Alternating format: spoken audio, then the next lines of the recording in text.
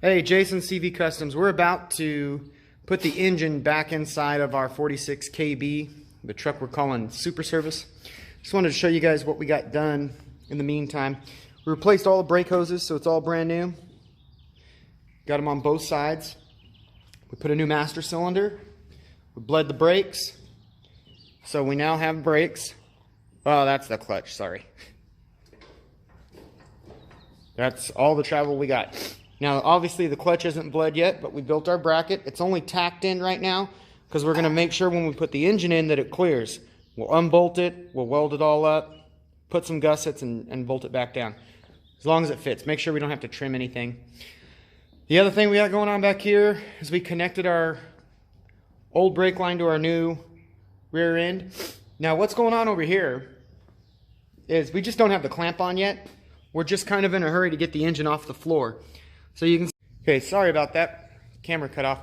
We were talking about this right here. We're actually gonna make a clamp so that this all ties in. That is a custom bracket to connect the larger brake line to the smaller brake line. This is 3/16 and that's quarter. So now that we've got that connected, goes down to our new rear end. Like I said, before we put the bed on, we will get that clamped up. You always want your brake lines clamped and not bouncing around. But the brakes do work and everything's in, so we're gonna put the engine in for the last time, we hope. We'll get it bolted down and it'll be done. We're also gonna put our tires back on. We're gonna start with the Ranger tires. They're a little shorter, so the A-frame slides around them. And then once the engine's in and we don't have to put the A-frame around it that direction, then we'll put our red wheels back on and this thing's really gonna look nice. So we'll get back to you guys in a little bit. Okay guys, I wanted to kind of point out what we did to make our hydraulic clutch work in this truck before we throw the engine in, because it's a lot easier to see right now. So the clutch is right here. It's this one, I got my hand on. Right, so when you move it, that's the direction it goes. Now you can see, this was originally how it worked, and it moved the, oh gosh, what would you call it? The throw-out arm that moves the throw-out bearing. And it moved it that way to disengage the clutch. But because we're going to use a master cylinder for the slave cylinder, we needed this direction.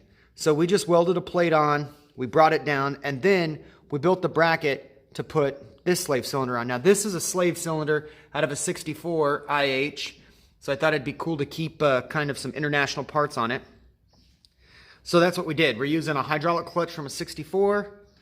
It's coming off the frame. We set it where we want. Again, it's only tacked because we want to make sure the engine clears everything and the direction of motion works just fine. So that's our clutch. Okay, so the engine's in for the last time. Again, we hope. But we got our mounts, everything's good. What I wanted to show you is how the bracket turned out over here on this side. This is why we waited, because we knew things were going to be close. You can see things are close. But there's also plenty of room, which means it's fine. We're going to pull our bracket out. If you want to see how it looks in there. We'll pull the bracket out, weld it up, add some gussets. We don't want it to flex. And call it good. Okay, we're back at it.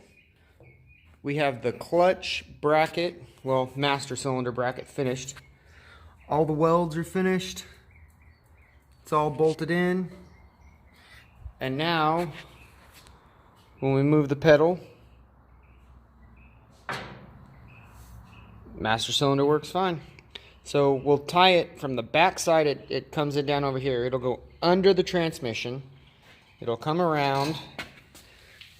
And then our slave cylinder goes right here and pushes on the arm for the throw-out bearing. The slave cylinder just mounts right here. So this bracket's just kind of sitting there right now. So what we're going to do, I need it loose so I can make sure I get the right fittings to tie these lines together. We'll get the right line, we'll tie the slave cylinder to the master cylinder for the clutch, and then our pedals will work. Once the pedals work, we're pretty much ready to put the cab on, except that I want to modify the e-brake so that works properly.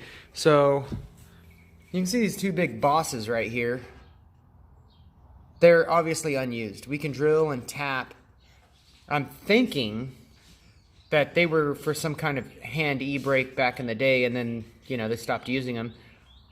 But I can, in any case, make a bracket that'll hold our hand e-brake, and we'll do it right off the side of the tranny, just like it was factory anyways.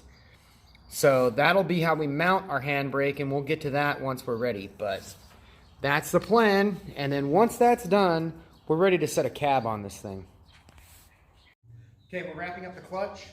Again, the brakes are already good, which is pretty awesome. The clutch, we did the bracket over here. You can't really see it right now, but you guys already saw that. Now we've tied the line over and put our slave cylinder on. This is the arm that moves the throwout bearing inside. Now, when we hit the clutch, throwout bearing works. Now we have it in gear. See, it won't work. And we have a clutch. You let go, locks up. So our two pedals that are actually on right now work. We still got to do the throttle pedal, but that's going to be attached to the cab. So now we're going to move on to getting that bracket we talked about earlier done.